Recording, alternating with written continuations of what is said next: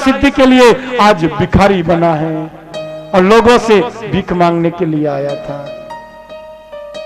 तेरे द्वार खड़ा भगवान भगत भर दे रे झोली, भगत भर दे रे झोली। तेरा होगा एहसान, ये जुग जुग तेरी रहेगी शान, भगत भर दे रे झोली, भगत भर दे रे झोली।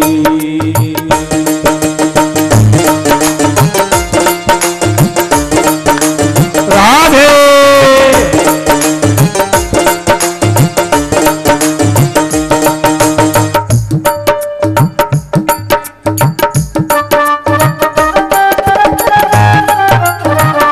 हजारों हाथ से लुटाने वाला आज मांग रहा है।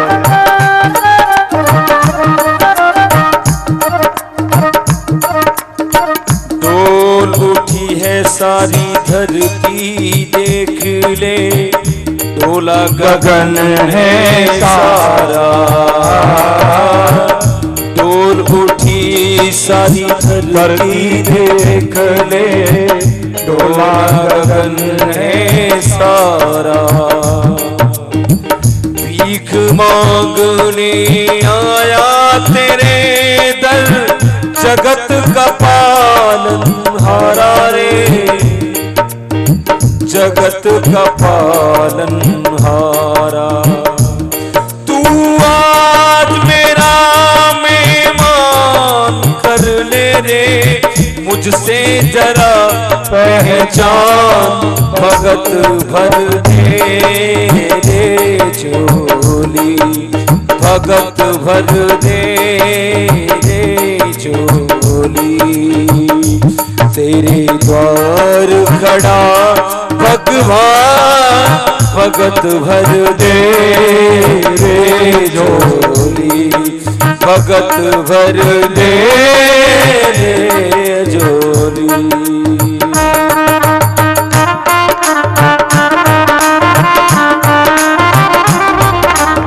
जय हो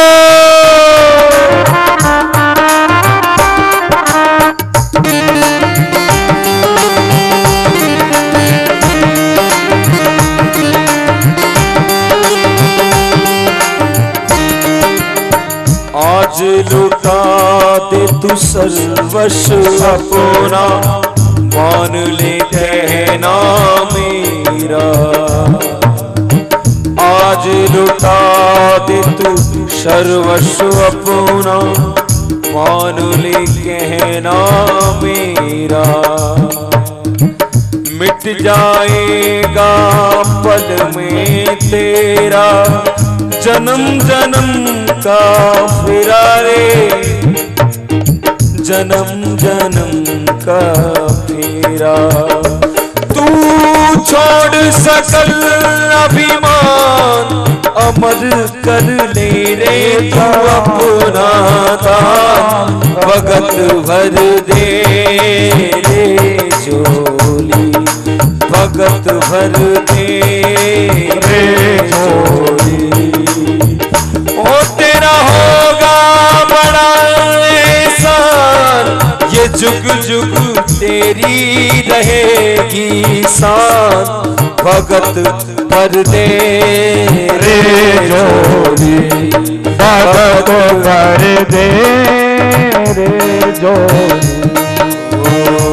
तेरे द्वार खड़ा भगवान भगत भर दे रे झोली, भगत भर दे रे झोली। बोले वामन भगवान की।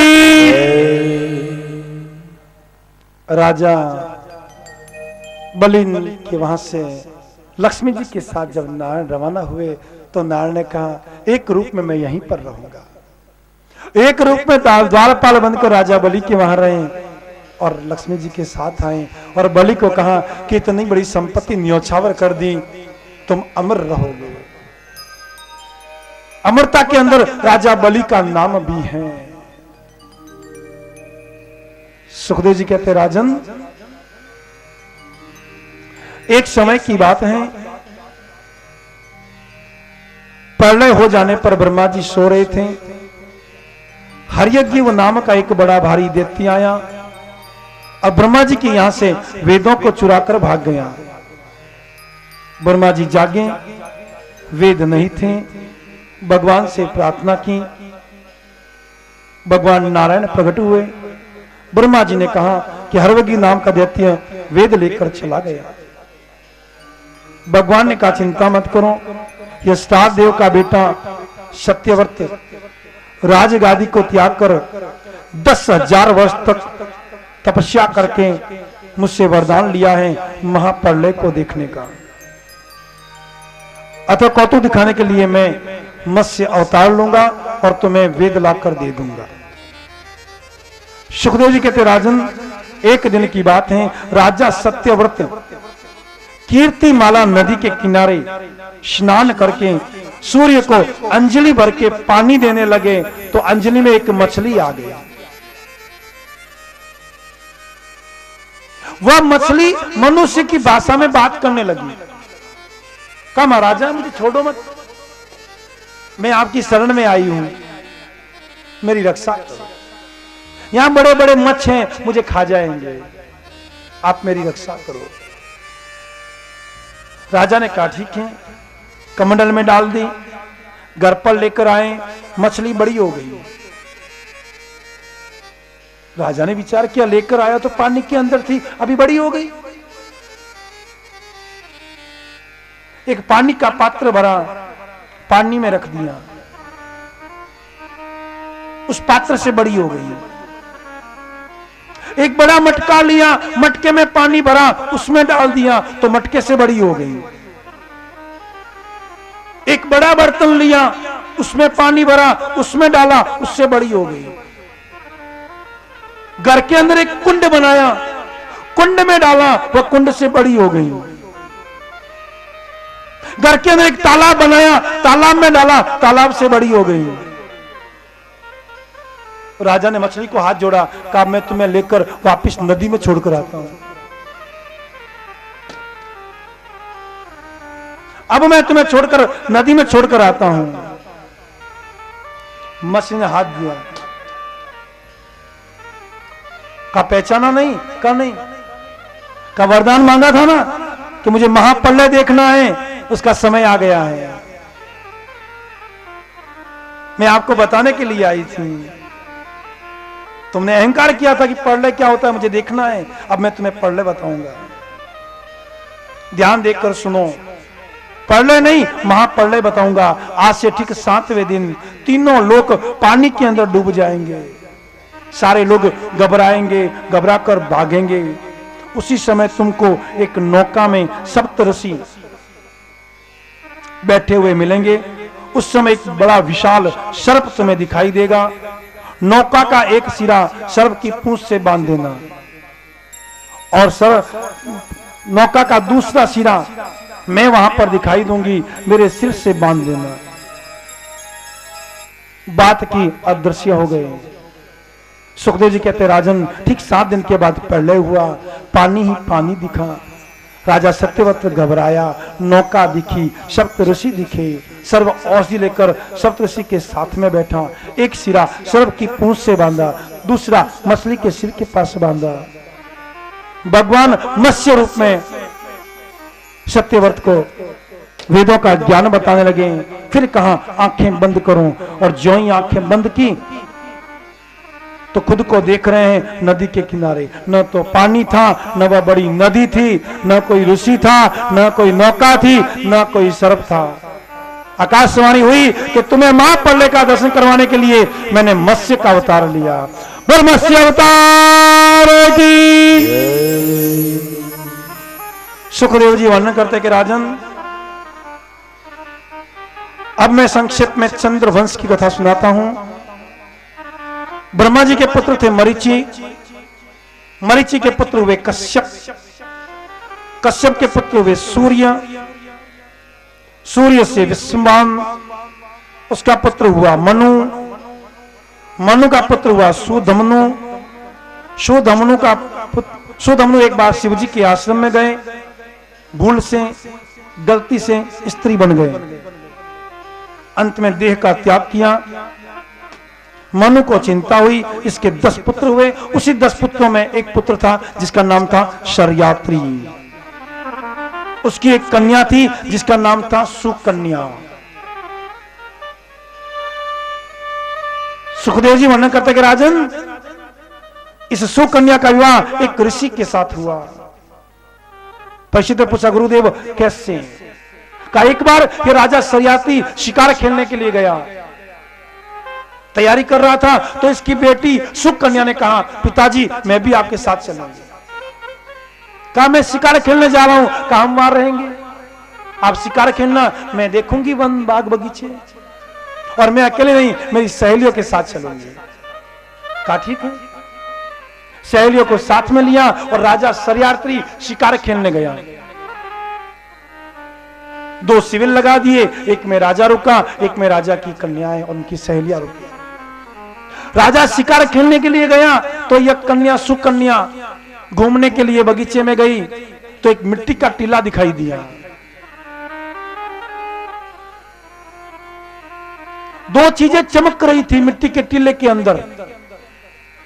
तो अपनी सहेलियों को कहा सुकन्या ने कि कांटा लेकर आओ, मुझे ये जो चमक रही है यह चीज निकालकर घर पर लेकर जानी है। सहेलियां कांटा लेकर आई। सुकन्या ने वह कांटा जो चीज चमक रही थी उसके अंदर लगाया तो एक खून की धार निकली। खून की जैसे ही धार निकली तो यह कन्या भयभीत हो गई, भागी वहां से, सहेलियां भी भागी, कन्या भी भागी। राजा शिकार खेलने गए थे, शरीर में जलन होने लगी। वापिस शिकार से शिविर में आ गए और अपनी बेटी से कहा बेटी किसी का अपमान तो नहीं किया, किसी संत का, किसी ऋषि का, किसी जीव की हत्या तो नहीं की? कहा क्यों? कहा मेरा शरीर जल रहा है। तो सुकन्या की सहेलियों ने कहा कि हम एक जगह गए थे तो वहां चमकती हुई चीज दिखाई दी, हम निकालने लगे तो उसमें से रक्त निकला।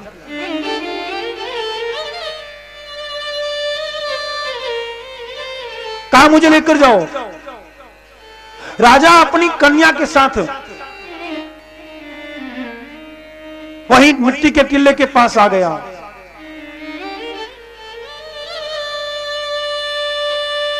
जहां से वह रक्त की धार निकल रही थी।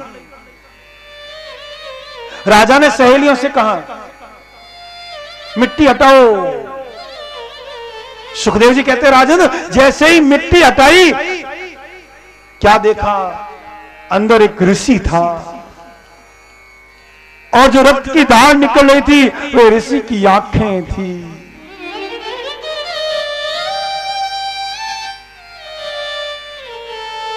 ऋषि की आंखों में से वह खून की धार निकल रही थी।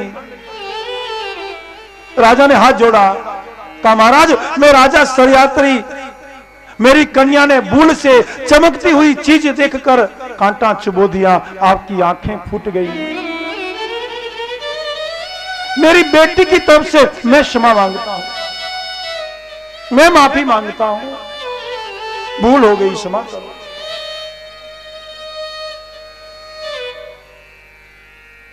परीक्षित ने कहा गुरुदेव ये ऋषि कौन थे जिनकी आंखें फोड़ दी?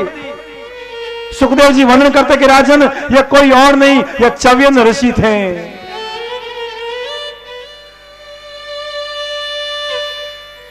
च्यवन ऋषि ने कहा माफ किया, लेकिन राजा की बेटी सुकन्या ने कहा नहीं पिताजी, भले इन्होंने मुझे माफ कर दिया लेकिन मैंने इनकी आंखें फोड़ी हैं, इनकी आंख मैं बनूंगी, मैं इनसे विवाह करूंगी। और सुकन्या ने च्यवन ऋषि के साथ विवाह किया। च्यवन ऋषि ने बताया कि मेरी आंखें कैसे ठीक हों। कहा अश्वनी कुमारों को बुलाओ। अश्वनी कुमार को बुलाया, प्रास तैयार किया,